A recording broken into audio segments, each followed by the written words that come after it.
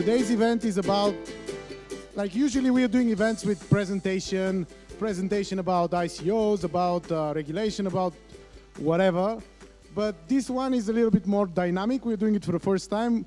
So we'll see how it goes, but it's a very important topic about the whole off-chain versus on-chain transaction and whether Bitcoin needs to fork into blocks with larger sizes or not. Like, these are a lot of very important topics which we'll start in a bit. But first of all, as every event, Vlad is doing what's been happening in the last month in the whole blockchain space. So we'll start with that, and then we'll tell you how the debate is gonna be, because we want you also to participate. We kind of found a format where you guys can come to the stage and also give your opinion and give your thesis about the whole situation. So to be more dynamic. So if you want to start with the whole thing first, and then we'll tell you how the debate is going to look like. Yes. Can you hear me? Does this work? Kind of works. Okay. But we'll need this microphone, I guess. Okay, we'll fix that later. But all right. So as usual, before we start with the main thing or the main part of the event, we do something like a update about what has happened, which are the three most important things that happened during the past month. And actually, I don't select them. We have a poll in Facebook where everybody can vote on the biggest event of the month, and I'm calling this November headlines. So these are the results of this poll for this month. You can see that the no SegWit fork is the top contender here. Then the party hack and Bitcoin going over $1,000. 10,000, sorry, of course, 10,000. Actually, more than 11,000. Some Japanese exchanges, it was close to 12,000, I believe. But yes, these are the things. I'm not going to go from like in the proper order. I'm going to start with the Bitcoin price. Since today we had something like a 10% increase, and then there was a fall actually, then an increase again. The fall happened like 1 hour ago, but then recuperated. The price recuperated. So the question that I always get, like no matter where I go, is Bitcoin a bubble? This is like the standard thing, and you can hear this on Bloomberg as well. People asking this question: is this a bubble? Is it not a bubble, and so forth. So I'm not going to. I mean, it's a bit weird. I must say the question, and also some people are comparing Bitcoin to the tulips, and I don't think this is a very good comparison. But is it a bubble? Is it not a bubble? I think only time will tell. We've had bubbles or price going up in Bitcoin to like $1,300, then falling down to $250. We've had previous bubbles before this big one. So, I mean, is it a bubble? Is it an increase? Definitely Bitcoin, what we can say is that it's going mainstream in some way. And also having in mind that CME exchange is going to do or present futures, Bitcoin futures next month for trading. Maybe we'll see some even like larger amounts of money going to Bitcoin. But I mean, you never know in the cryptocurrency world. What we can say is that Bitcoin is perceived as the backbone of the whole crypto economy. If something happens to Bitcoin or the price of Bitcoin goes down, usually most other assets also follow. So hopefully everything will be fine with Bitcoin, and that's why Bitcoin should be kept very robust and very secure. But that's going to be a topic of the debate after that. So why is the price going? Again, could be because of the scaling debate. There was a fork between Bitcoin and Bitcoin Cash, which kind of divided the most, so to say, the extreme opinions on what Bitcoin should be. And so now we have two kind of Bitcoins. We have more actually, but Bitcoin Cash and Bitcoin are the primary ones. So could this be also the reason for why the Bitcoin price is going that high. Could be. We have tethers. This is a big topic currently of whoever heard about this. Is there a connection between the tethers and Bitfinex? And if everybody or many people try to convert tethers to dollars, what will happen to Bitfinex? Will they be able to provide like the dollar for each tether? So tether is, if you don't know, tether is a centralized cryptocurrency which is based on Bitcoin, some kind of omni network or something like this. And the idea behind it is that one tether is always $1. Although when tethers, there was a hack pretty recently, 30 million tethers disappeared. And then the price on Kraken for tethers was 90 cents, $90. So it's not always, I guess, $1. But a lot of people believe that if something happens with Bitfinex, which is the largest exchange, and that might be in connection to the tethers, this could impact the Bitcoin price in the same way that, for example, Mt. Gox did in 2014. It remains to be seen, but a lot of people believe, and this is the biggest systemic risk in the sphere, or in the Bitcoin sphere.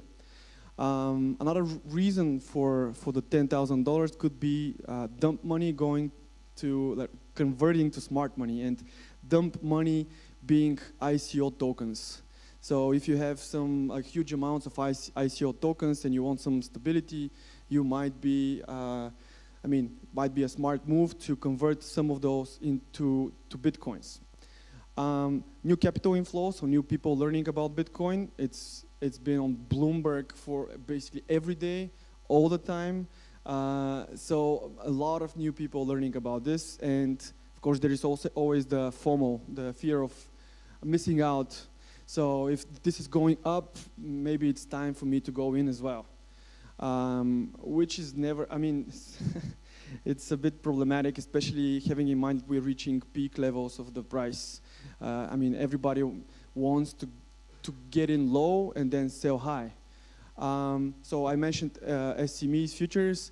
Korean exchanges are trading a huge amount of the bitcoins now. So the Korean market, having in mind it's regulated, maybe a lot more people are coming in. And mentioned the FOMO. So what is the reason behind the $10,000?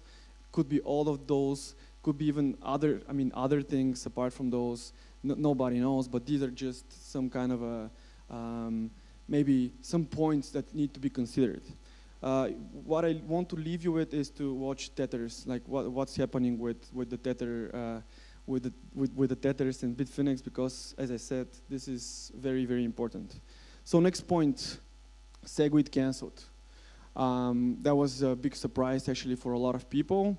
What is Segwit? It was a fork of Bitcoin. It was supposed to happen on block, on this block. Going back, finalizing with 84. But actually, people, before this block was reached, the people behind this proposal, they decided not to fork. But there were a couple of miners, or at least some people, it was not really sure if it won't happen despite this letter which was sent by the people who were behind this, that it's not going to happen.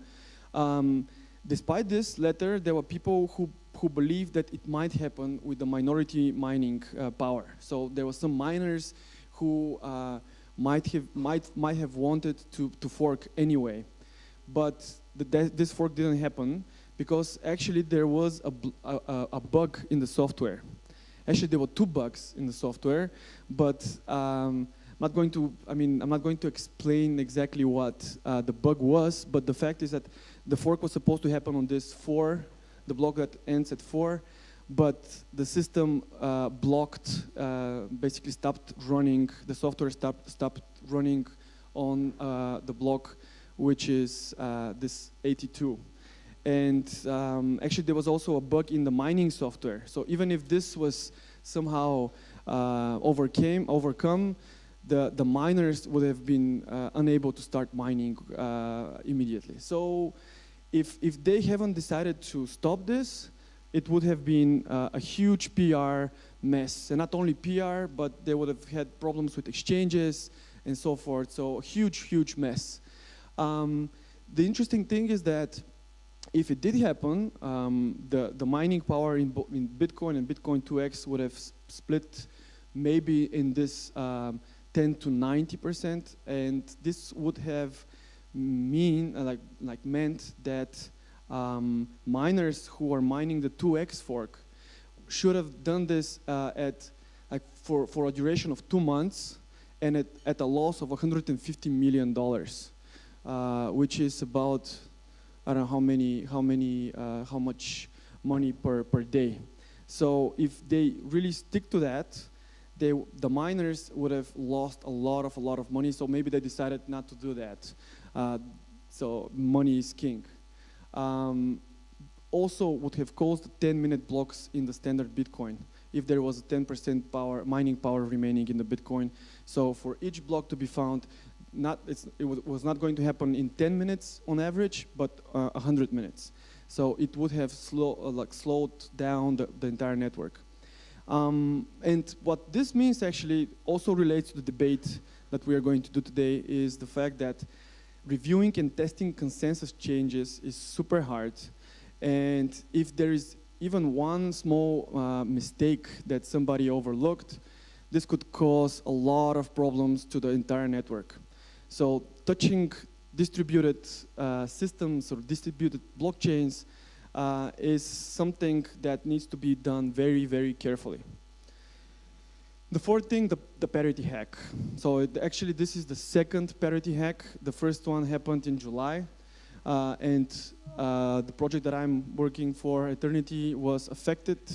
About 15 million in terms of in ethers were lost from our project, and in the whole amount that was hacked was 30 million. But this new bug, which happened on November 7th, actually locked $150 million in ethers. So there are 584 addresses which use the Parity software, the Parity wallet or smart contract software, which had some ethers on them, and now that ether cannot be moved. So what happened is this guy, DevOps 199, was playing around with the library, which is at the center of the Parity software, and he was trying to do some interesting things to manage it. And what he managed to do, what he succeeded to do, I don't know if it was intentionally. Some people believe it's intentionally, or that he was trying to actually not kill the library, but to take control of the library so that he can control these 584 addresses. But what he did actually is just suicided the library. And the library is at the center of the software, so none of the actually the wallets are multi-sig. The multi-sig wallets are smart contracts, and these smart contracts, they depend on this library. And when this library was suicided, these smart contracts are no longer operational, or you cannot do anything to interact with them. So anything that was on these multi-sig wallets is now locked. And the interesting thing is that Parity is a product of Gavin Wood, and he's a developer who was at the very start of the Ethereum. He was one of the founders, I think, or co-founder of Ethereum. And he did an ICO, which was called Polkadot, for his project called Polkadot, which is related to scalability, let's call it very generally. And about $100 million of ethers from the ICO were stored on the Parity wallet.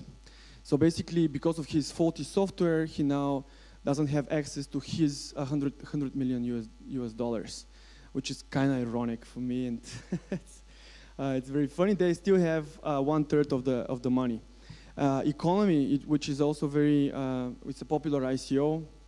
It has roots or some connections here in Bulgaria. I think Launch Hub, they have invested in that. 34 million locked for them as well. And there's this Musiconomy ICO 4.8. And there are a number of other ICOs which some part of their funds got locked. And yeah, this is what happened with 1, 2, 3, 4, 5. Actually, DevOps 199, this profile is no longer available. He just deleted it. But there are now even T-shirts with this, I accidentally killed it. You can buy a T-shirt with this. And actually for me, it's quite funny. I mean, I must say it's super funny. I couldn't believe it when it happened. I couldn't believe it. My first fear was if æternity has any funds on these wallets, and when I found out that we don't, it was just like really, really funny after that. And yeah, this is actually the situation. I mean, I always show this chart. This is all the times that we have organized meetups here in Sofia, and you can see Bitcoin just exponentially exploded this time. Like really, it's because of the meetup, of course. And I have also Ether. Ether still, I mean, it's good. I mean, $500, pretty good. It's pretty good, but when you look at Bitcoin, it's just so much more impressive. And this is it. So what we have now is the debate. We have team on-chain, and we have team off-chain, and we will have you as well participating in this debate, but Ivo will actually tell you about the rules of the debate. Yeah, bear in mind that we are doing that for the first time. I've participated in my life to these American-style, British Parliament-style debates. We are not doing it exactly like it, but we're trying to make it a little bit organized, right? So the point here is to have the two sides. We will stay completely neutral, by the way. We're not taking no sides. The point is, well, yeah, you're right. The point is, though, to have like a proper description of what's happening in the space from the point of view of the two sides which are defending their respective opinions. So they'll be exposing a presentation of what, like 5 minutes each. Then we'll give them a round of debate. So basically it will be like maybe 10 minutes of each side. And then if any of you wants to come and defend any of the sides of the debate, they just come here, and for 1 minute we'll give you the word. So you can say whatever arguments you have. We'll try to basically manage it, because otherwise it's going to be like crazy, one of those, how we say in Bulgaria, krčma debates. So that would be bad. So yeah, we'll try to manage it as much as possible, but at the end of the day is to kind of present what's going on and what are the two sides of the equation, and everybody will make their own opinion. At the end, we might vote. So there'll be the idea to vote. We'll just ask you to raise your hands, and counting your hands, we'll see which sides lose and which sides win. So let's start. I was supposed actually to be part of the off-chain team, so I might not remain neutral, just so you know. So I might support the off-chain team. But yeah, we can start with team on-chain. Guys from team on-chain, Zach and Blagovest, please have you have the floor, and these are your arguments. So who's going to present the arguments? So one guy presenting the arguments, and Bobby, okay. I guess these are my arguments.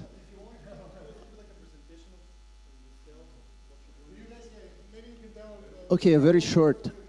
Let's keep it short. What we do, we exchange cryptocurrency in big amounts right now, hopefully in smaller amounts in the future.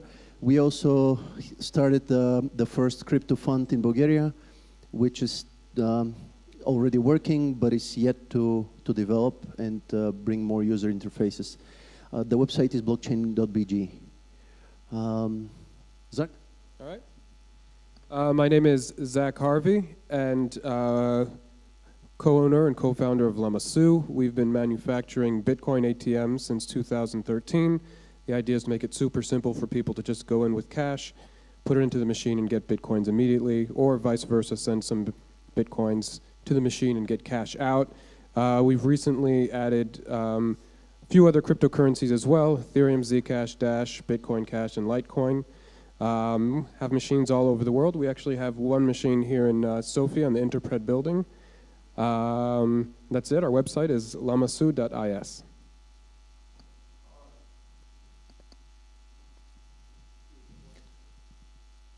Okay, so the point for me being here is I don't really care who wins this debate. I really care about the truth, what is best for cryptocurrency, and what will work so that it scales and we choose and work with the best cryptocurrency of all.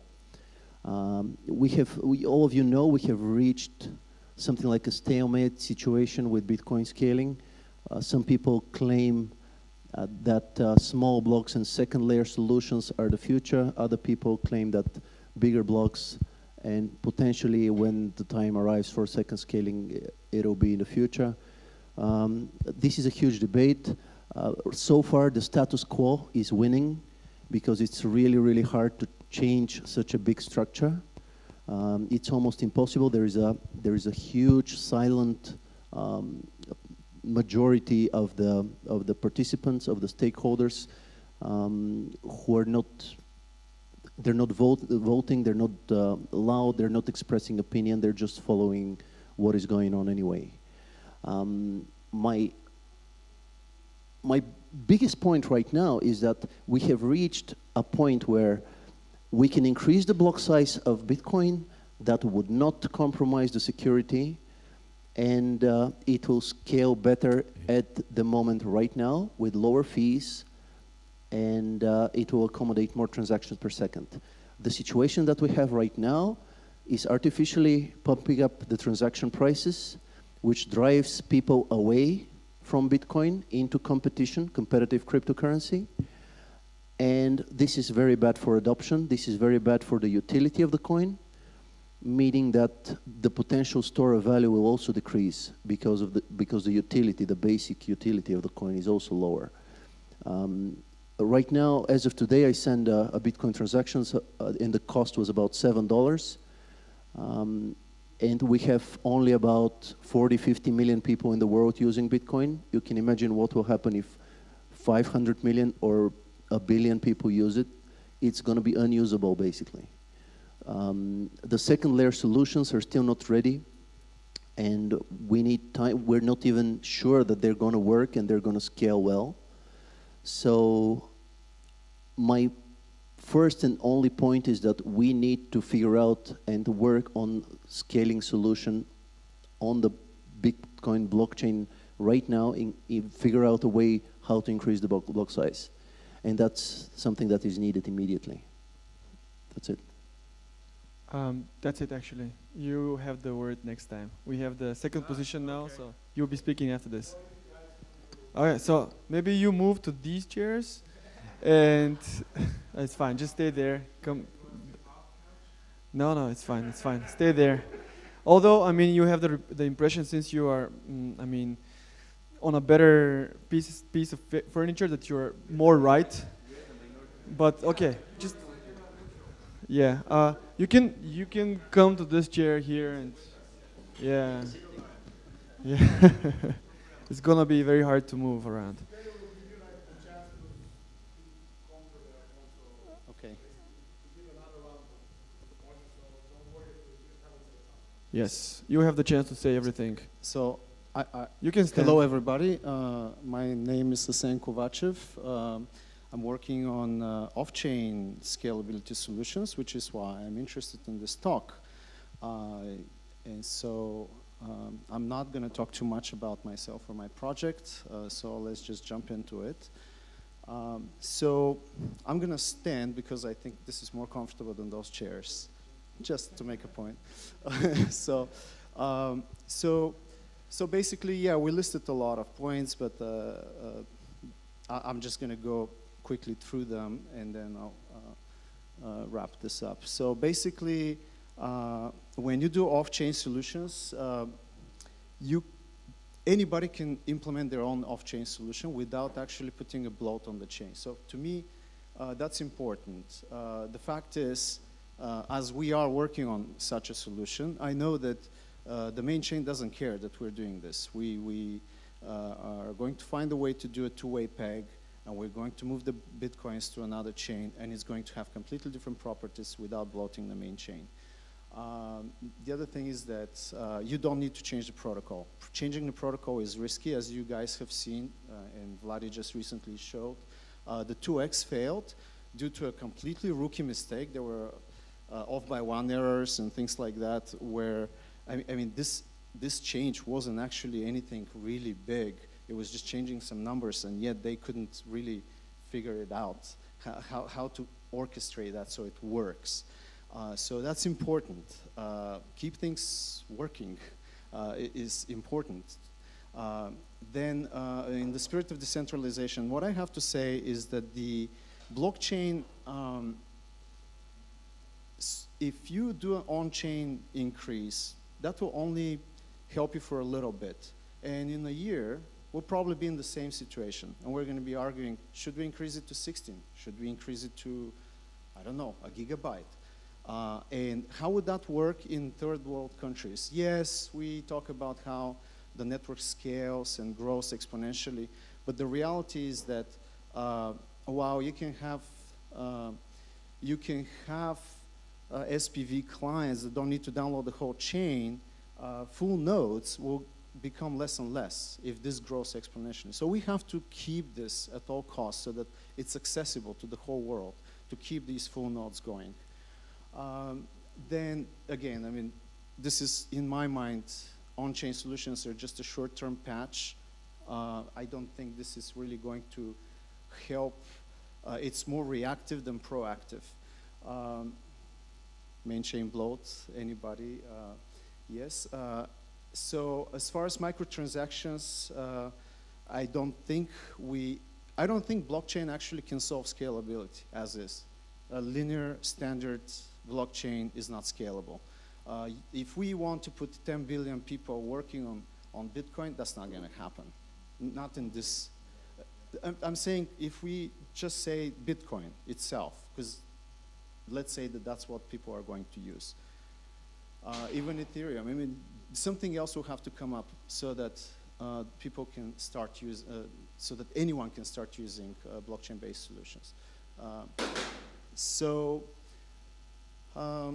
Again, making my point about how 2x failed with just a little bug, rookie mistake. And so what we have works.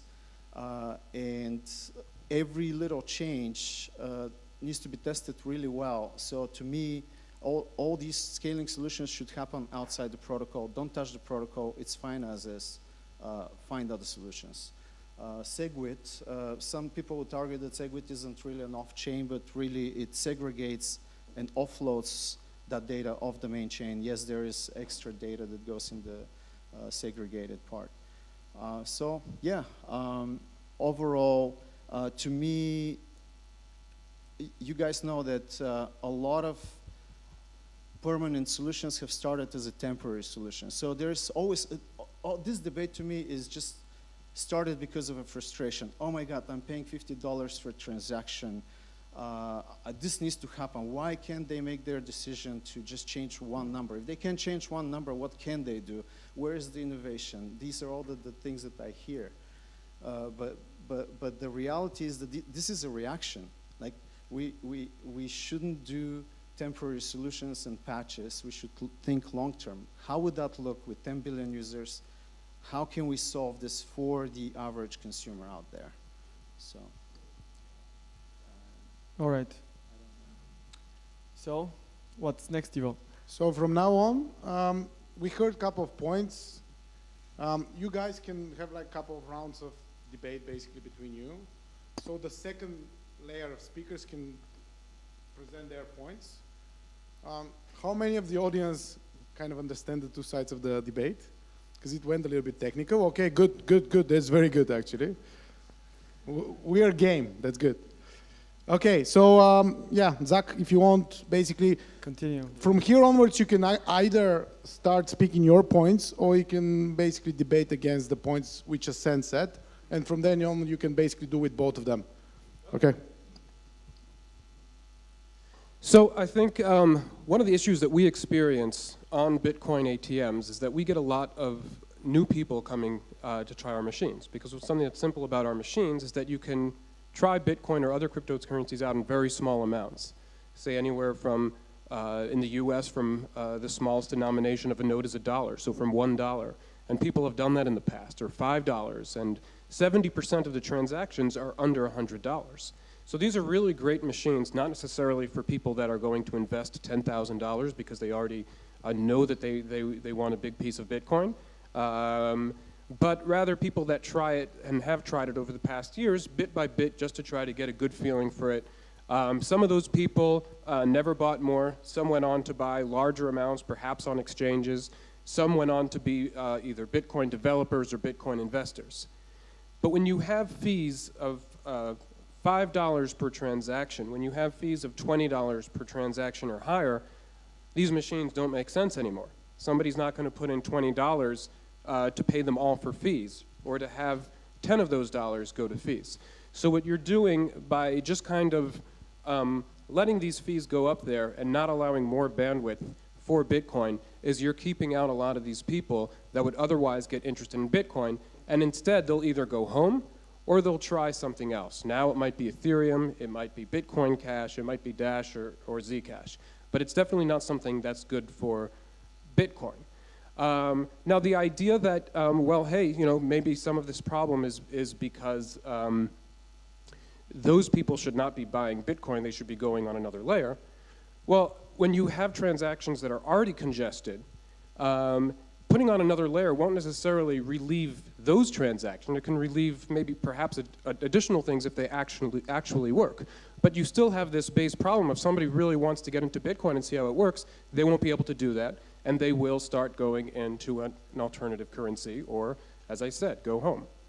And then another thing I'd like to address is I think it is very important with Bitcoin to be conservative, to move slowly, to be very careful. You don't want to make rookie mistakes. I personally was never really for Bitcoin 2x, and the reason for that is I just don't think it's a good compromise. On the one hand, you get SegWit, which a lot of the big blockers didn't want to begin with. On the other hand, you only get a 2 megabit rise. So what actually happened with SegWit 2x, well, it got SegWit through, and that was it, and then it died. So I don't think that that was necessarily a good compromise, and on the other hand, they never had a good development team. They had basically Jeff Garzik working, and that was it. And that's not serious, and that's not something that I ever really could accept. On the other hand, with Bitcash, you really do see that there's a lot more development going on behind it. It's getting more serious. They're taking themselves more seriously as Bitcash, Bitcoin Cash grows in size. So the development thing I think is very important. It is very important to be conservative. But on the other hand, is SegWit really super conservative? Has SegWit, is that really a change that's, you know, just the smallest little change, and we can't change anything with Bitcoin because who knows what happens, the smallest little mistake, versus introducing a whole lot of code that was originally designed to enable side chains that was later kind of forgotten a bit, and now it's all about Lightning Network, which is basically a startup. It might work, it might not work. If it works, terrific. Maybe we'll have really good results from that. I doubt that even if you do that, you'll see a reduction in the fees of Bitcoin. It will just mean that once you're on Bitcoin, it will be easier to move the money around. But for those first-time users, it's really not going to be any easier to get onto Bitcoin. Well, Bobby, what wallet did you use to pay $7 for your transaction? What is it? Trezor, you use the SegWit? Yeah. Well, I used the SegWit today, and I paid €1.50. And I also, I wanted to bring a point that you mentioned earlier about fees, that actually most of the big names like Coinbase, BitPay, and Zappo and others haven't implemented yet SegWit. And there is big improvement. I personally noticed it. And it's not about waiting for the Lightning Network or other off-chain solutions. And basically it comes down to what what do we want from Bitcoin? Do we want to compete with the banks, or do we want censorship resistance? Because SEPA and SWIFT are working on huge improvements for instant transactions internationally and zero fees. Like already SEPA is working on a project that is going to allow zero fees among the Eurozone nations instantly, and it's going to involve all those countries up to 2020, and it started this month. So that's blockchains cannot compete with that. They cannot make zero fees, and either we scale the protocol or we scale the blockchain. But scaling the blockchain is gonna convolute the already complex process, which creates more additional layers of complexities. And in the end, yeah, like if we want to compete with the banks, we have to be on the other level. It has to be on the censorship, all inclusiveness, everybody to run full node, to be financially sovereign, and to own their private keys. That's the main point. That's the beauty of Bitcoin. And if you increase the block size, and in the end we're gonna run server farms, and we're gonna rely on the security of somebody else, and it's gonna be again the trusted third-party model. Now we'll give you another round of a little bit shorter time, just to kind of respond to the point, each of you if you want. And then, if you guys want to jump on any of the sides, you'll be welcome. So probably I'll be doing the time. Okay, anyway, I'll be very quick. My point, it doesn't really matter how much is the transaction cost right now, because if adoption goes well, it'll for sure increase. So it may be $1 or $5 today. If the growth rate is the same, it'll be $50 in 6 months or a year. So it makes it less usable. And the thing is, if there is something which already works and would not compromise the integrity of the system, why we don't use that? And then wait for another second layer or whatever. Because we're not sure that the second layer solutions will work. But we know for sure that increasing the block size right now does work. And also that's a much easier and less complex change in the protocol relative to the Lightning Network or sidechains or anything else that is up there. So I just want to point out though that SegWit already gives you close to 4x increase. So, and I also have seen transactions be relatively low, because we've seen many times when the price jumps up, a lot of people are like, okay, I gotta move to the exchanges, maybe cash out, and you're seeing things like, oh, $50 per transaction, $100 per transaction. We're not seeing this right now. We're at all-time highs above $10,000. A lot of people are cashing out, and we're not seeing that. Like, I'm not seeing that. And so my point is, we already have a solution for that at the moment. And I think this is I just want to make the point that increasing the size of the block is just a reactive short-term solution. I understand that it feels like right now we need it no matter what, but it's just kicking the can down the road. We will be in the same situation very shortly after. What do we do then? We keep increasing it. This is not a solution.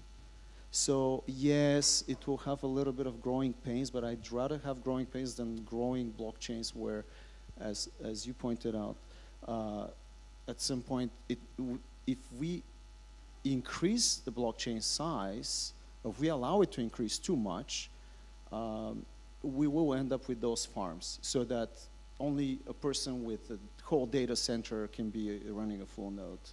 And that's centralization. That's something we don't want. So basically how it's going to look like, if you want to make a point on any of the sites, if you want to make a point on any of these sites, just come and sit and we'll give you the spot. The point is to have always one seat free. So once you make the point, you will leave and then the next person can come. So if you want to come to each of the sites, just come to whichever the site you choose. Cool. And we'll just make a round with these guys. Let's finish the round with these guys, and then you can do the point. I have a question just for his statement. That way the question would be a bit of a messy thing, but it doesn't matter. Don't you think that Lightning Network also causes centralization? Best question. Well, what I think about the off-chain solutions is that they are actually independent. So if there is, like, I'm just speaking broadly in abstract here. I'm not going to answer your question directly because, I mean, I think there are better ways to do it, and I'm sure better ways will emerge. And so my point is, I'm more in favor of things like sidechains. I'm more in favor of things like rootstock, where as soon as someone finds a good way to do a two-way peg, all this is going to become a non-issue. So as far as the payment channels, I know you can scale and have a lot. I personally am not in favor of that because I think, wow, you can scale a lot there. You still have to close those payment channels, and this is still a scalability issue. So I don't know if that actually answers the question. I don't think the debate is off-chain versus on-chain, but in general, but on-chain versus off-chain right now. So because the people who are for on-chain solutions, they are also agree that off-chain solutions are needed. I mean, they are not against, right? But the debate is which one is the priority right now. And so again, my stance on that, coming from development world, is that I don't like short-term solutions. And to me, this is reactive and a short-term solution. Of course it's going to help. Of course it's going to allow more people to transact cheaper. But I think we'll have that same debate in 6 months, even if we double the block. That's just what I think. Okay, so before we continue, maybe I can jump in real quick and do something like maybe like a presentation of both sides in a way that it's more understandable. So usually when people are talking about like what is needed, is it on-chain, is it off-chain, it's more or less people who want. There's this article that I shared in the group, which was talking about Austrian economists against Keynesian or Keynesian economists. So one part, the Keynesians, they want money to move. Keynesians, money to move faster. So if money are moving faster, it's better. I mean, the economy is going forward. People are spending money. So this is actually the predominant model that we have currently in our society. The economy is in a way stimulated by a centralized authority. The other part, which are the Austrians, they believe that money doesn't need to move that fast as long as the money itself is very stable and secure. So you can say that it's more or less the same idea between like the on-chain and off-chain people. So on-chain people would like to see a solution to the problem now. And actually, when I started BitHope, one of the primary points when I started this is that you can do very low, very cheap international transactions. So you can donate, for example, €5 and then pay 10 cents. And this currently is not working. And we have a situation in which I actually had a donation of $5 or €5, and the transaction fee was €10. So this is like the current situation is not really great for BitHope, I must say, for donations. Also, we have seen that, I mean, 3 years ago, or two or more years, maybe 3 years ago, there were a lot of establishments here in Sofia which started to accept Bitcoin, and they kind of died out. There are not that many places where you can go now and pay with Bitcoin because it doesn't make sense to pay for your, let's say, lunch in €5 and pay for 5 or 10 euros for a fee. So I get what the problem there is.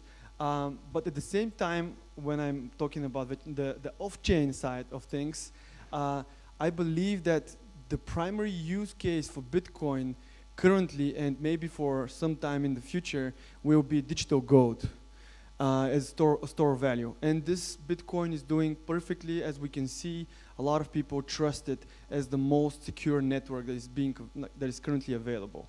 And it's not doing so well as a payment network. And businesses, of course, which need to attract people to use their business, and they require a higher amount of transactions. And this is, of course, not really happening or not happening that well currently, because of this idea in most of people's heads that if I spend my Bitcoin, €5 Bitcoin today, I would have lost another €5 because I mean it's going to go twice in size, and the price of Bitcoin tomorrow will be 10 euros. So this, I mean, you can see that with this huge increase in value currently, it doesn't make a lot of sense to spend Bitcoins, because you are losing on the price increase, which, I mean, is expected to follow. So this is just what I wanted to say. Maybe you want to say something about the economics theory. Well, I want to say that it's false. And if you can unhear that, but yeah, there's nothing to do with Keynesian economics. Nobody's trying to stimulate the economy. I think what people that want to see lower fees want to do is they want to create access so that everybody can enjoy Bitcoin. This is not a coin that's for the elite. It's not a coin for people that don't mind paying $100 or perhaps even more dollars just for sending a fee. It's so that everybody can have access to their own money and controlling their own money and being their own bank. So it really has nothing to do with stimulating the economy, and it also has nothing to do with short-term versus long-term solutions. I'm sorry if I'm speaking too fast. It's just, yeah, you got me. There are all sorts of long-term solutions, but at the same time, you don't want to just stop Bitcoin and say, well, the only people that can invest in Bitcoin are people that have $1,000 to invest in. You know, if you wouldn't have the other cryptocurrencies, that just means a lot less people would get excited about Bitcoin. And what I want to see is I want to see as many people as possible get excited about Bitcoin, about the ideas of controlling your own money, of holding your own keys, and verifying them as well. So the question is, how do we do that? Well, you can't verify your own keys and you can't have a node if you can't even get onboarded to Bitcoin in the first place. You're just going to stay on the sidelines. So it's very important that people are able to access Bitcoin and onboard onto Bitcoin in the first place, and using it as well. So yes, I want both. I want people to be able to use Bitcoin as digital gold and as a payment system. And that's how it's always been sold, and we've always expected, even those of us that are not Keynesian and subscribe to the Austrian school of thought, or even anarcho-capitalism. So what I think that is important is at the one point you've got to say, well, from a business standpoint, what is important for allowing people to get onto Bitcoin? Bitcoin, business and technical. So can we have both? And what do we do right now? Well, right now, the easiest thing to do is to have, say, a 10 megabyte block size. That won't endanger the system, the network too much. It won't be too hard for people to run nodes. And at the same time, you will have a lot of fee relief. And at the same time, you have to start thinking, okay, well, maybe the scaling isn't only about the size of the bandwidth itself, but maybe there are better and smarter solutions. Let's really start researching that instead of, you know, just getting and fighting on Twitter. And you have some ideas out there. You have things like block DAGs, like Spectre from Aviv Zohar, that Zcash have already said they're looking into. That sort of technology can keep things on-chain and almost have as much bandwidth eventually as you have. These things improve over time. Technologies improve over time. So what you have to do is you have to buy yourself some time, and you have to keep Bitcoin accessible to everyone. Can I just add something real quick? Right now we're in this euphoric stage where because of the price, everybody's thinking just about the profits and nobody really cares about the fundamentals anymore. Once this turns around and the hangover comes, we're going to end up in a system which has refused to change, has high fees, and other systems competing with it are performing much better in terms of scaling and in terms of improving their technology. So we're not living in a closed system right now.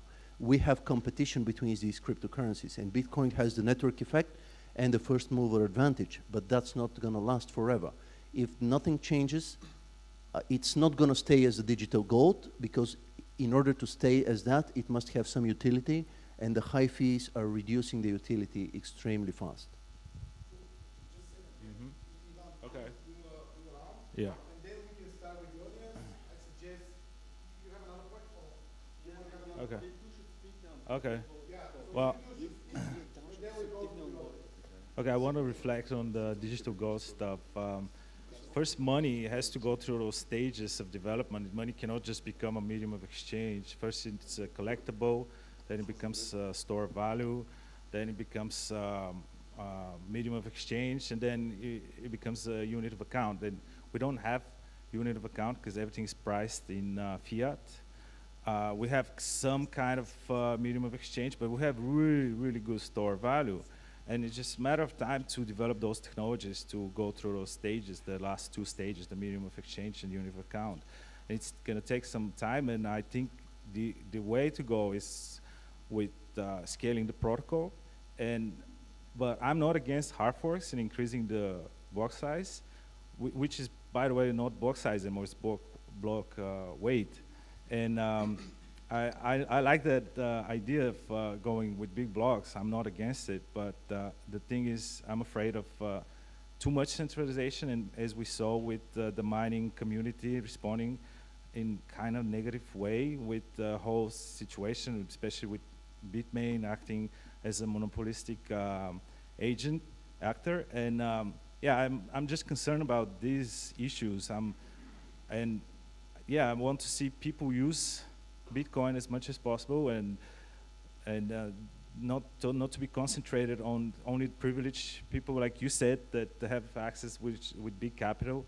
But at the moment is designed for those, I think, and with time it's gonna change. And I cannot say for sure if Lightning is gonna work, but a lot of smart people working on it.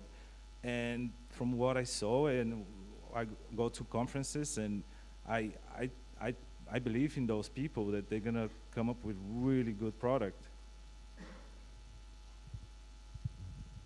Okay, so one thing I want to add here is that when we put everything on chain, we don't have right now, with how all cryptocurrencies work, they're neither they're not exactly anonymous, they're pseudonymous. We use pseudonyms, but we see everything that happens. And so there's also the potential for people censoring transactions or censoring and declining service based on the history of that transaction. And so where I'm going with this is that privacy is also a very important thing when we talk about decentralization. And you cannot really achieve good privacy with on-chain solutions. Yes, there's things like Monero, but there's always issues with that. So I'm also seeing that privacy, when you're solving scalability off-chain, you're also inherently solving privacy when you build a system in which the information is only shared on a need-to-know basis. And the second thing I want to say is that, ironically, on-chain and off-chain scalability solutions are actually not mutually exclusive. This isn't really who's going to win, in my mind, because they can coexist. We can have both. But to me, if we focus more on the off-chain solutions, which we will ultimately have to at some point implement, having these constraints right now is actually pushing a lot of people to work on these problems, to solve them for the future. If we just keep raising the blocks, people might not even start solving those problems. So to me, I'm all for the innovation. I'm all for the real thing in the long run, which can only happen if we focus on, in my mind, on off-chain scaling solutions. So, yeah. So now we'll give the floor to whoever comes from the audience, even though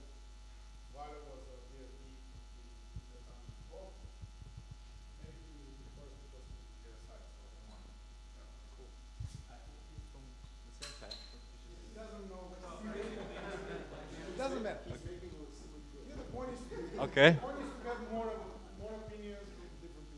Hi, my name is Todor, and I'm sitting here not because I'm against off-chain solutions, but because I disagree with the approach of the Lightning Network in particular. And as you said yourself, temporary solutions become permanent, which might as well happen with the Lightning Network itself. So first of all, you already touched on onboarding. Onboarding would be terrible with the way Lightning Network is implemented. People are talking about fees of $1,000. There were posts from developers, from core developers that mentioned that.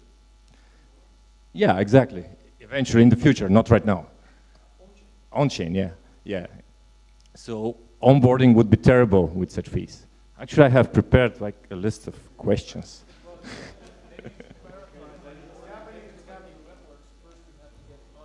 Yeah, exactly. So that's a big issue with the Lightning Network that I see. Another thing is, third parties. Third parties are needed in the Lightning Network because you can't rely on nodes being online all the time, correct? So how is this secure? I mean, that's not something that's ever been tested. We don't have a testnet.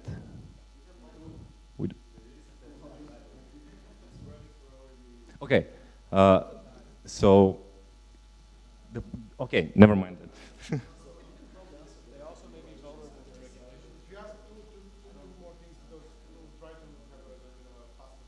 Okay, sorry. Well, the other things are not so important, but actually, sorry. Yeah, the third parties. The third parties, I mean, how can you rely on a third party not colluding with each other? Because there won't be that many of those. This will not be decentralized in any way compared to any other kind of off-chain solutions, such as side chains or something like that. And the fees could be integrated on-chain, the off-chain fees, which would be much better than what the Lightning Network is doing and won't result in such high onboarding fees, for example. Sorry if this is too technical. Okay.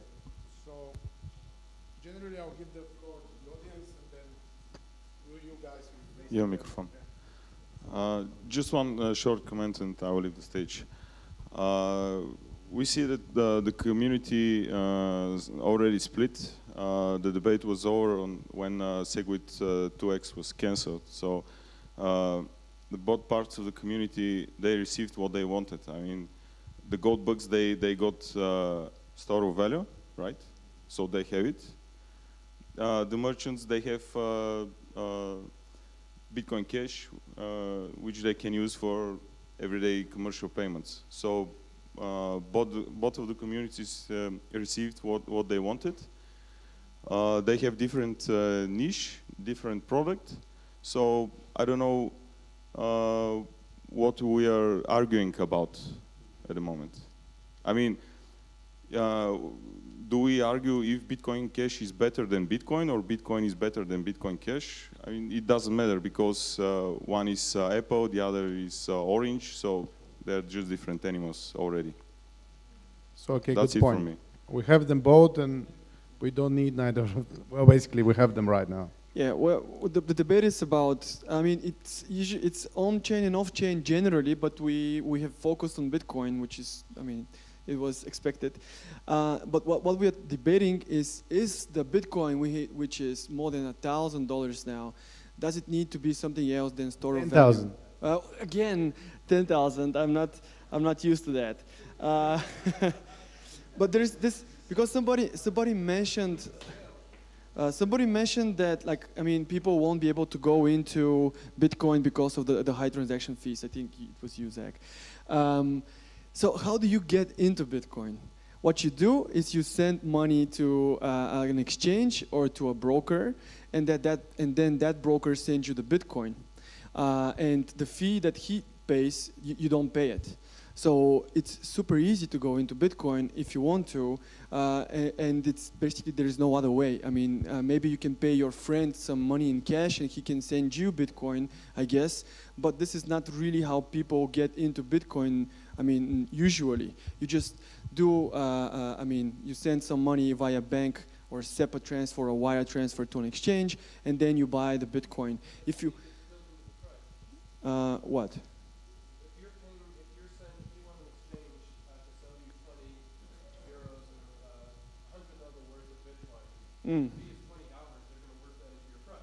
Well, I mean, it maybe if you want to buy $20 worth of Bitcoin, it's not going to be, I mean, that easy. Even brokers here in Bulgaria, I think there is a minimum amount of how much you can buy. So, I mean, well, yeah, sure. But then you just need to send, like, for example, 500 leva or 1,000 leva to an exchange or to a local broker.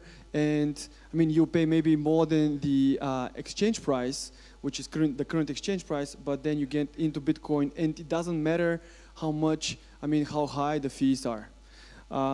So that is my point about getting into. I mean, with ATMs is different. I mean, definitely different. But if you want to invest a serious amount, I guess, or some decent amount of money, it's super easy. You can do it in so many different, I mean, brokers here even in Bulgaria. You can use international exchanges and so forth. So I don't think the fee is a big problem for people who want to get in. I mean, that was You're not helping a debate, by the way. This is my point. Making some points, which I'm not too sure which side are you in now, now. So I guess we should open it for people from. Do you guys wanna do any of you wants to go and come here and join for any of the sides? Yeah, don't be shy. Or you don't need to come here. Maybe we can give you the microphone. By the way, yeah, just a sec. Yeah. By the way, like, the point of these debates and stuff like that is at the end of the day, so much happening in crypto. We founded this group like, what, 2 years ago, probably now. And I'm missing it, like last month. I have no idea what's happened. So it's too much stuff going on, and it's important to have these debates, open discussions to understand. So think of it as a very casual setting and just come by, ask questions if you will, give your opinion if you like, whatever. The point is to kind of have more of understanding, because at the end of the day, too few people understand what's really happening, and yeah, the rest of us are just following the. Don't be shy. The fear of missing out. We know you have questions. Ask the questions. We have too many.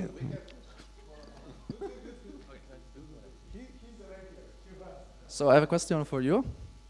You mentioned that you want to scale block size while not other solutions are not ready, but Segwit was ready 2 years ago, and Lightning Network has been working at 100% of the testnet for a lot of time. So what is really the problem here? Why don't you want Segwit? Why do you want Bcash? I never said I don't want Segwit. Honestly, I don't have a very specific opinion on Segwit. The thing is that we already have it for a few months now, and the fees are still high. I don't see anything fast going on with Segwit. I don't see that it's gonna actually help scaling so fast.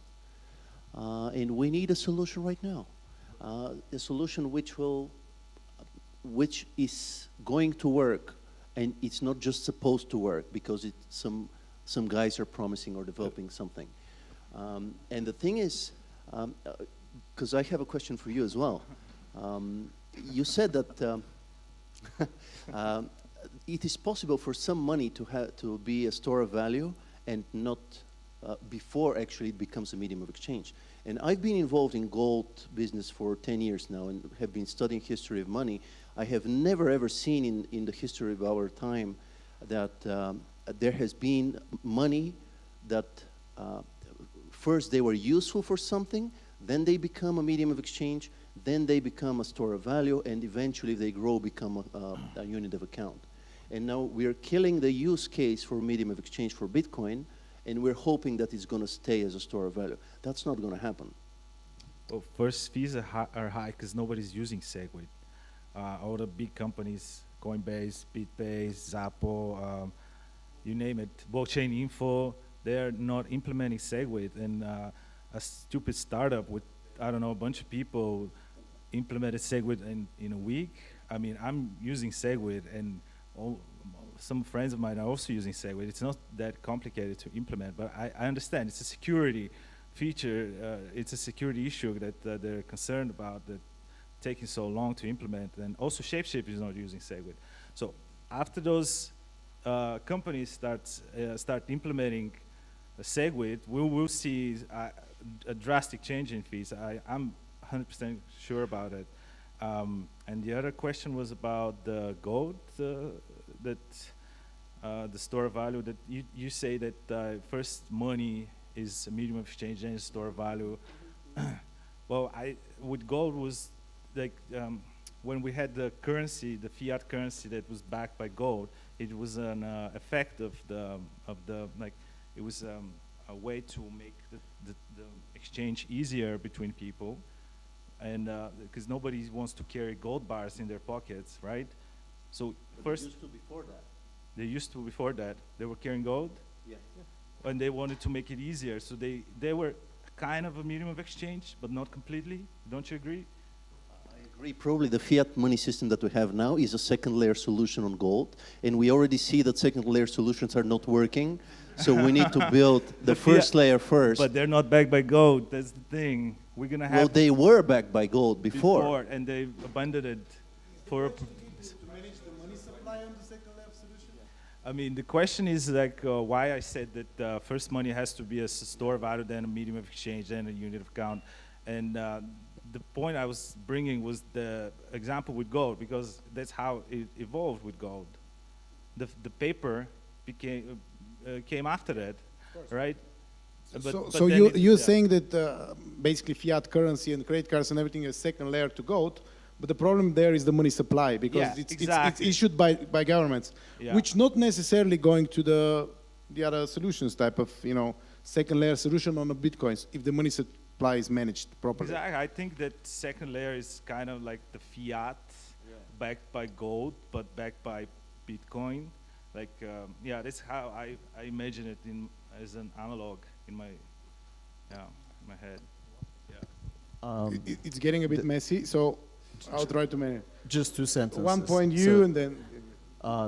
Just gonna say that I don't think you should compare the two, because they're completely different. The fiat system that we have with the fractional reserve system is not what we would have with the second layer solution of Bitcoin, because there, you know, that's how many Bitcoins are in supply. With the dollars, the fiat, the euro, you have no clue. And I don't want to use the F word, but you don't have an effing clue how many are in circulation, and that's just apples to oranges, you know. So I think it's fine that Bitcoin started as it was used as a store of value, and in the beginning was used mostly as people just having, you know, like just this new thing. I mean, what was its use case? You know, like people didn't know yet how it would work. In the very beginning, no, Satoshi had the vision, but my point is, how it's going to go, it doesn't matter. The point is, where are we going with it? I don't think there is a rule that says, oh, you should first have a store of value and then you should have this. I think, yeah, okay, but I think this is very different. This is not controlled by anyone. So it's about, you know. So I just want to say about SegWit adoption. One of the reasons that the businesses aren't doing it are because they're conservative. For the same reason that Bitcoin Core developers want to be conservative, it's the same thing. It's a business conservative. It's like, do we all of a sudden move to this brand new technology? To be fair, it's possible that once everybody moves over to SegWit, that will create more bandwidth up to an extent. I don't think that will be enough, but it will get better. But at the same point, you actually have to move your coins from one wallet to another, which is something that not only businesses, but individual people, especially those that have been hodling for a while, aren't going to just move their coins. So it's something that part of the network might use, and then it will help a bit, but I don't think enough. And then as far as Lightning Network, it's true that it's been tested to technically work for months or perhaps even a year, But that's very, very different than it actually working in the field as a business use case and to seeing how it actually works. So in a sense, it's a startup, and it might work, and it might be great, and it might fail. But I don't think that we should put all of our hopes into Lightning networks as if that's going to be the savior of high fees. Can I just say one last thing? I do completely agree with you when you said that the safety of funds should be the first priority and business should be conservative, but this is like having a horse carriage and you're asked whether you want to add more horses to the carriage or you want to switch to a car. And to me, the choice is obvious. I would take the car, which is the Lightning Network.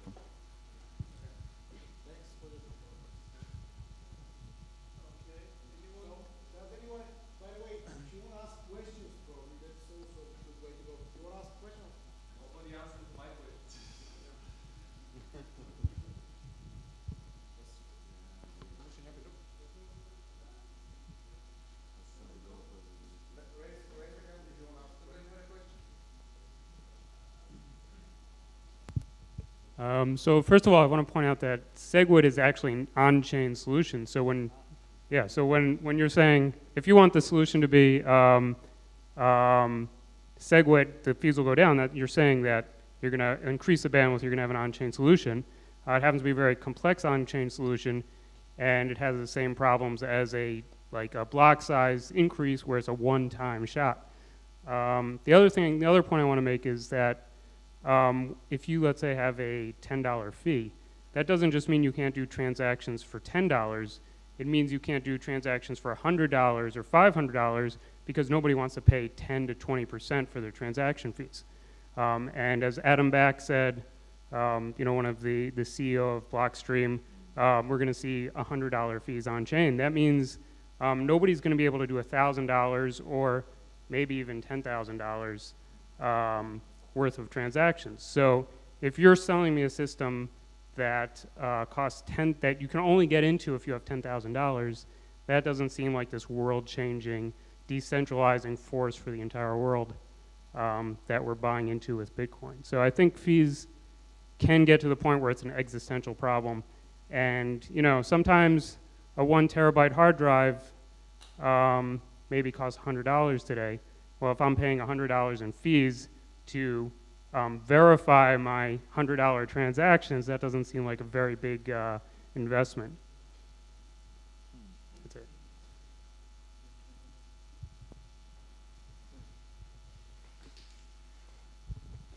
You kind of covered my question there, but I have another one. Since we have been talking on-chain versus off-chain, and I did an experiment with some gold that I bought from your company. I put a gold bar in a safety deposit box alongside with the a wallet, a hardware wallet with 1 Bitcoin on my birthday, which is 1st of August. And I received Bitcoin Cash, and then I received Bitcoin Gold, and now I think I'm going to receive Bitcoin Diamond. So my question kind of leads on to that. How does that relate to the on-chain, off-chain, and what are your thoughts on that? Guys, do you have more questions? Maybe we'll do a round because there are quite a few points which are relevant for you guys to answer. Last one. Yeah. Would you remember the question?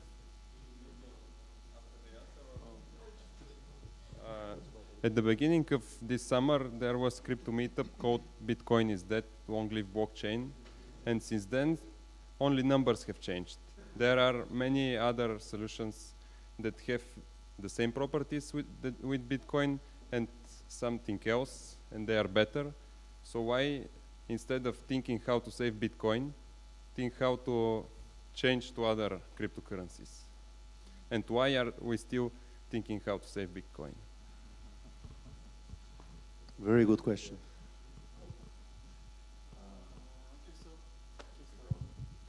Okay, so I just want to say that for me, this discussion was interesting in the on-chain versus off-chain, not in the context of Bitcoin, but it seems like that is how we're looking at it. I cannot answer your Lightning questions. I cannot answer a lot of these questions because to me, like I'm actually not a Bitcoin maximalist. So as strange as it may sound, because usually the on-chain or the off-chain proponents actually are. I'm all for innovation, but at the same time, to me, Bitcoin is this gateway to fiat. Let it be. I don't care actually what happens with it, but I believe in scalability happening outside of blockchain, actually. Because to me, it's not on-chain or off-chain, it's actually not chain. The solution isn't necessarily a blockchain, actually, as a structure. I believe in peer-to-peer decentralization. We're actually researching other methods to achieve that. Because blockchain is, to me, is an overused term. That to achieve decentralization, you don't necessarily need to use blockchain. Blockchain this, blockchain that. Yeah. But it is, at the moment, the best solution we know. And it is good to provide this gateway to the rest of the world. But all the magic, I think, is going to happen off the chain. So.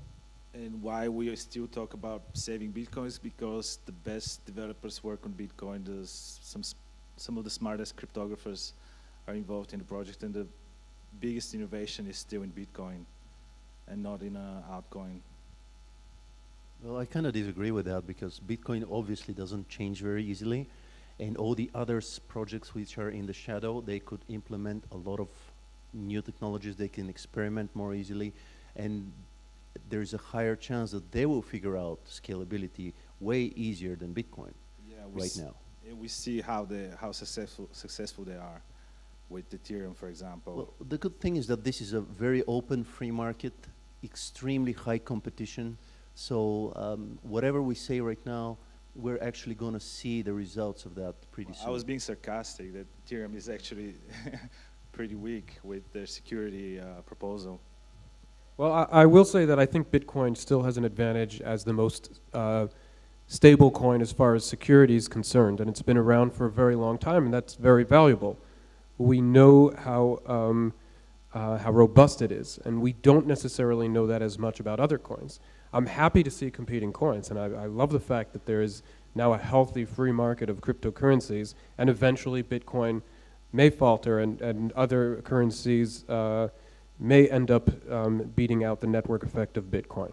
But in the meantime, if there's one thing to say for the Bitcoin core development team, is that they have kept things stable, and there haven't been major events.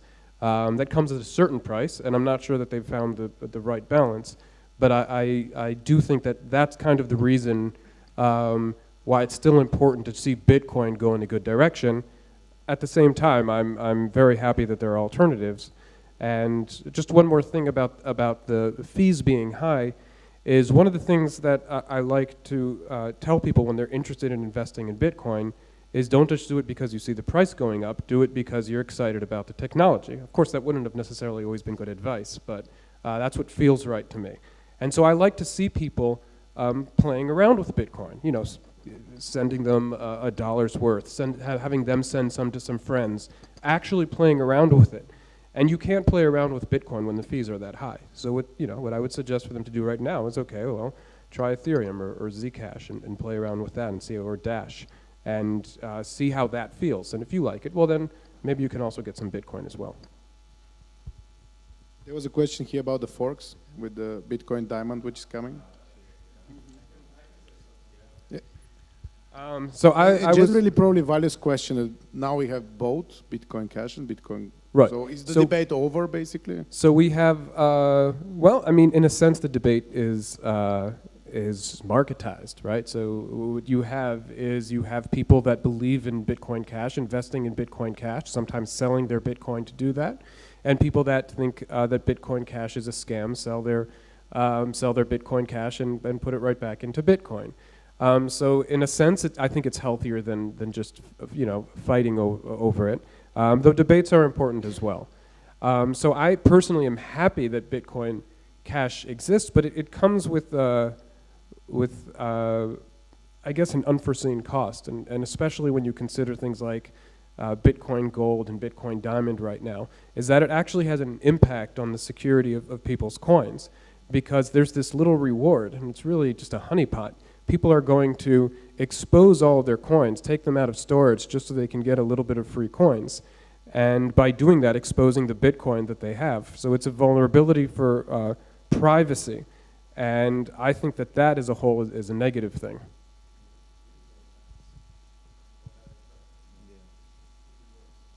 Do we have any more questions? If not, we can probably go with a final round of you guys just saying a couple of final words. And then I'll do something like a test. Do you want to know something? Yeah. So when we're talking about fees of Bitcoin in the main Bitcoin network going to $100 to or $1,000, this means that transactions are going up. I mean, this means that Bitcoin is working. So I think we won't get there, I mean, to such high fees because the market will not be able to absorb those fees. So if we're talking about fees of $1,000, I don't think this is going to happen really. And if it happens, that means that Bitcoin is really working because there are a lot of transactions happening in the network. So somebody is willing to pay that fee in order to do a transaction in Bitcoin. So there must be some kind of a economic sense behind this. So we're not there yet. I mean, I think it's going to take a very long time to reach fees of $100 even. At the same time, I believe that when we're talking about fees, there are different levels of fees. Like, do you want your transaction to be included in the next block, or can you wait like for some time for your transaction? And there could be a very large difference in price, like in the value of the fee that you're paying, if you are, for example, not in a hurry. If you want your transaction to be included in the next block, you'll always pay the highest fee. It's still possible not to pay a fee in Bitcoin.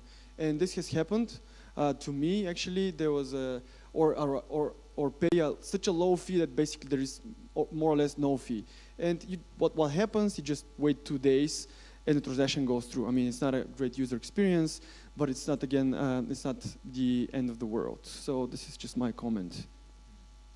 You can go like okay. side by side. So again, to me, off-chain solutions along the lines of side chains, of some other structures that are actually not blockchains would be the solution. As long as they're decentralized, I think we have maintained the spirit of what this is all about, crypto in general.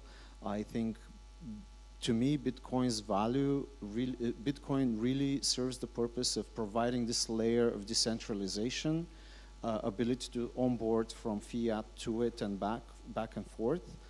But all the magic will happen outside of Bitcoin. I think Bitcoin needs to be stable, needs to be trusted by all the players. And so, to me, all the innovation needs to happen off of it because it's actually risky. But we have to take risks in order to innovate. And so that's where the magic will happen. This layer allows us to get off the banks into the crypto, and in crypto there's this magic that will happen, but it will take time. Just like the internet, we had the .com boom in 2000, took how many years? Now we have these companies that are worth hundreds of billions of dollars, but back then Yahoo, $600 million buyout was insanely high, right? So it was all speculation in 2000, yet the speculative value was nothing compared to what it's now, when it's actually working. Took what, decades? So it will take decades probably to get there. So yeah, so to me, long-term solutions is the answer. Yeah, Amazon dumped 90% 2 times in its lifespan, and it's still making trillions of deals every day. But if you look at the core developers and people working on the base layer, you can see that they're older dudes. And if you go next level, layer 2, there are a lot of young kids, and this is kind of makes sense. You know, older people want security; they're super conservative.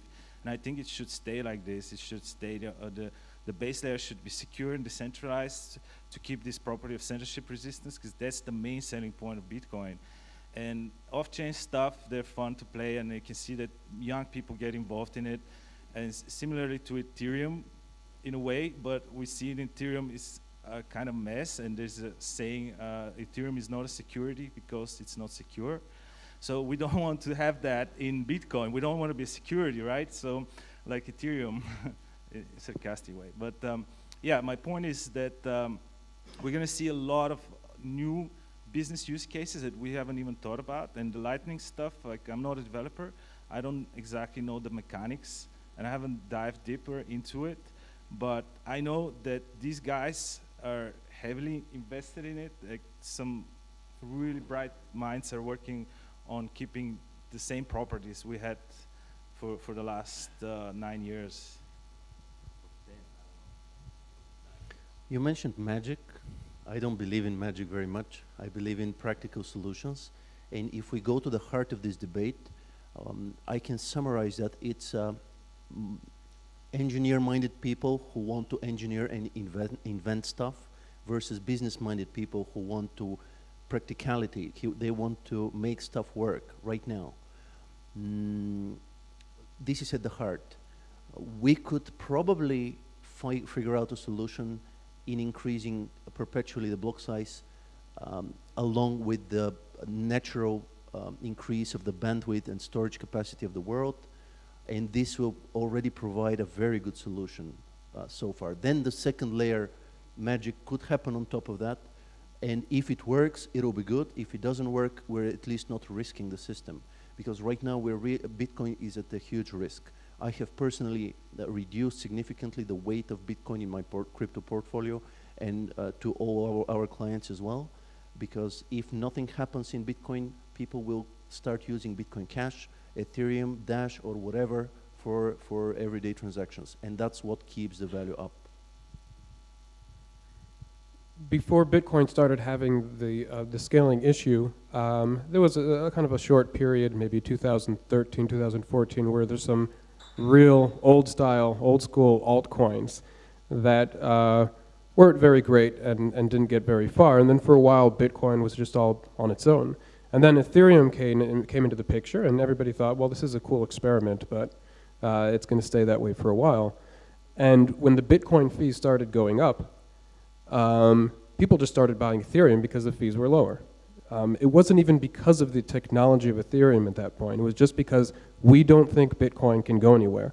And it was the people that had been owning Bitcoin for a while saying, we're not sure about Bitcoin's, if Bitcoin is capable of scaling. And that's what we've seen kind of since then. We've seen Bitcoin all of a sudden go from 100% down to 60 and 50% at times.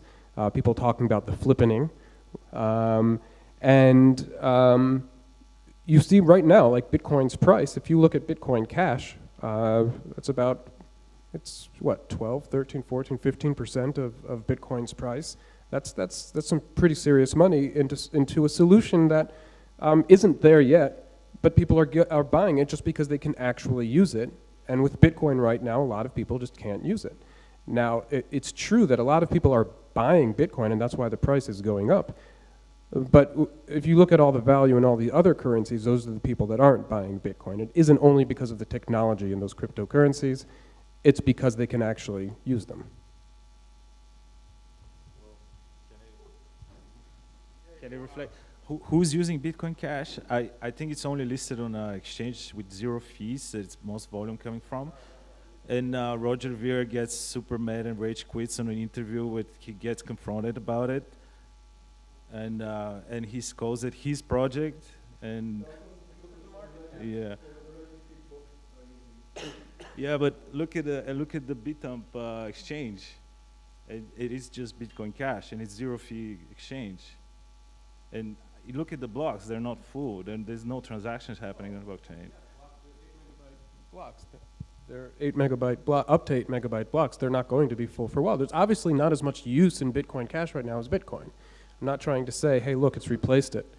I'm saying this is a lot of money that could have been on Bitcoin that isn't, and a lot of faith that has been put into Bitcoin Cash, even though in some ways it's still half-baked, because people believe that the problem with Bitcoin is so severe.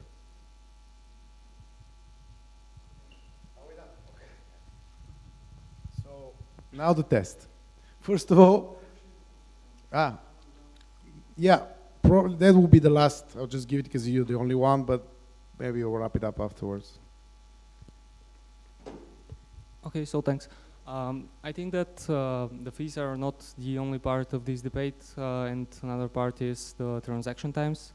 So, for example, if I want to buy a beer or make a decentralized app, transaction times are very important. I don't want to wait 10 or 30 minutes for my transaction to confirm. So how do you solve this on-chain?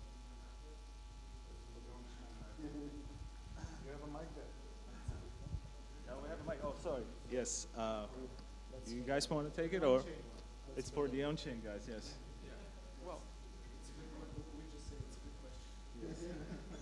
Right. So what was done in Bitcoin in the early days when fees were low is that you start drinking your beer, you're still there. If it doesn't confirm, or if you try double spending it, you might get into trouble. So there's an element of it's not trustless for a beer. It's not trustless for a coffee. And you have to wait those 10 minutes for it to confirm. But on the other hand, the fees weren't so high at that time. So yes, it's true. I mean, with Ethereum, you have 15-second transaction times. That would make a lot more sense if you want to make sure that you have a beer that's confirmed on the blockchain while, as you're drinking it, then 15-second block time would be a lot better than waiting for Bitcoin, which is 10 to sometimes over an hour, depending on how small a fee you want to, or weeks, how small a fee you want to leave. You good? Okay, well, let's wrap it up. First of all, actually, I want to thank these guys for the very civilized debate. So give them a huge round of applause, because there was definitely no blood and tears and fighting. Nothing like the group. Yeah, the group is, you see the difference between online and offline, which is offline there is civilized conversation, online there is trolling, but yeah, that's life. So the test is this. Before coming to this event, how many of you were supporting the off-chain side? Raise hand. Okay. How many of you were supporting the on-chain side before coming to the event? Okay, so the rest of you, were you unsure? Yes? Who are you? Who is the fourth group? Okay, now the big verdict. After this event, after the arguments, who is supporting the off-chain side? I think we can visualize. Yeah, I'll ask at the end. Anyone changed his mind? Later. How many of you are supporting the on-chain side? That's the most unsure audience in the world. So who changed your mind? Okay, one. Okay. Who is still unsure what's going on? Okay, anyways. But the fact that we're doing this debate means that something is happening. Many of you said innovation is important. Many of you said that, like, at the end of the day, we need like sort of an alternative system for gold and all these things that evolved. So are we kind of repeating history, or are we kind of trying to make a new history? But at the end of the day, it's important also to be able to be part of that innovation with, like, if fees are too high, you will never buy. But probably it's not true, because many people are buying anyways. But that's it. Probably that's it. I'm not too sure who win. If we have to judge on the number of hands for off-chain, it's off-chain. Okay. But I mean, it doesn't matter. Maybe I can. It doesn't matter. Like somebody mentioned that now we have Bitcoin Cash, we have Bitcoin. Bitcoin Cash is for transactions. Bitcoin is digital gold. So we have two markets which we can look at and follow, and the market is the best judge.